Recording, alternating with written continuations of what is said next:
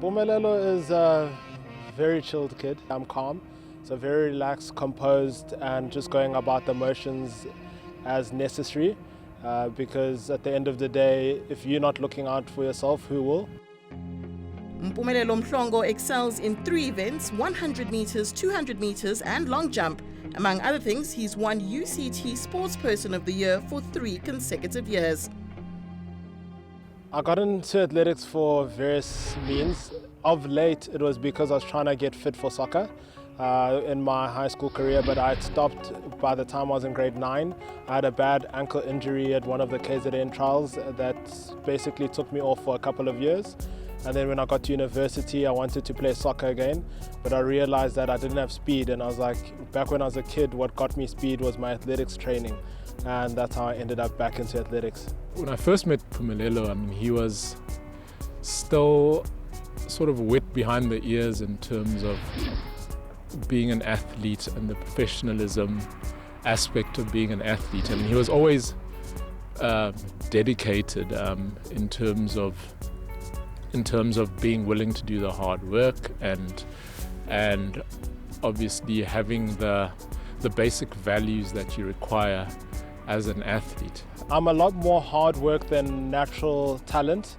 So whatever we're doing, because of the deformity and the discrepancy on my left and right side, we aim for efficiency. So whether that's the jumps or the sprints, every movement needs to count and every movement needs to be geared towards an end goal. So I'm a lot more technical now, whereas it used to be brute force back in the day when I just started and I was a lot more ignorant.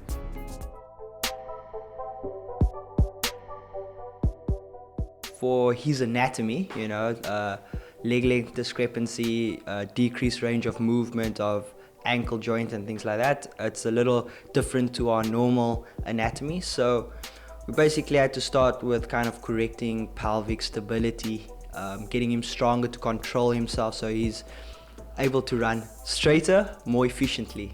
And then obviously as we kind of like in our 3rd year of working on getting those things nice and strong and stable, and I think we at a point now where we can kind of just work on training niggles, so if he pushes really hard in training, we make sure that it doesn't really result in injury.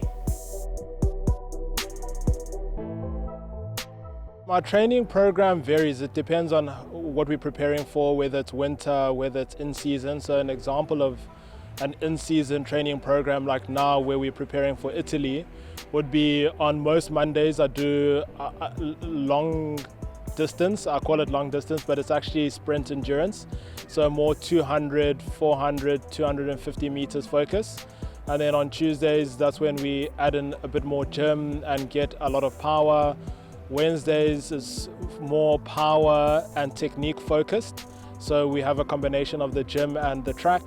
Then Thursdays is more speed at the moment. We're trying to get more speed into the system so that we manage to get the world records that we're searching for. And then we take a break on Friday, and then on Saturday is my jumping days, because at least we have the whole day to be in the pit and be outside onto the track without any restriction of time. Biggest highlight of my career so far is winning UCT Sportsperson of the Year, an unprecedented 4 times in a row. I'm currently working towards the gold medal in Tokyo, but obviously that's phased approach, and I'm facing the Blade Runners, which is a difficult task, especially after World Parathletics have said that we, as those who aren't amputees, have a disadvantage. But I still think it's possible, and that's what we're aiming for on the athletics front. At some point he was told he'd never be able to run, never be able to walk. And he ended up running.